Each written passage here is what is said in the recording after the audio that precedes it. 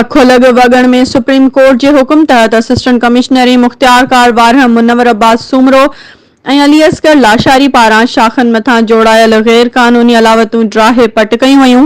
Revenue खाते जे अमलदारनि पारां ॻठ शाख वॻण शाख मथां माण्हुनि पारां जोड़ायल माल जा वाड़ा दुकान ओताकूं ऐं ॿियूं गैर कानूनी अदावतूं ड्राहे पट कयूं वयूं, जॾहिं त मिसकीन माण्हुनि पारां बेपहुच माण्हुनि जूं अदावतूं ड्राहिण ऐं बासरनि जूं अदावतूं न ड्राहिण जूं दाहूं रेवेन्यू खाते जे अमलदारनि जे अहिड़े रवैये ख़िलाफ़ एहतजाज जो चिताव। सहाफ़ियुनि सां ॻाल्हाईंदे असिस्टेंट कमिश्नर मुनवर अब्बास सूमरो ऐं मुख्तियार कार अली असगर लाशारी चयो त आला अदलिया जे हुकुम तहत वॻण जी शाखुनि मथां जोड़ायल गैर कानूनी तौर जोड़ायल दुकान माल जा वाड़ा होटल ऐं ओताकियूं ड्राहियूं वयूं आहिनि। कानून खां केर बि मथां नाहे।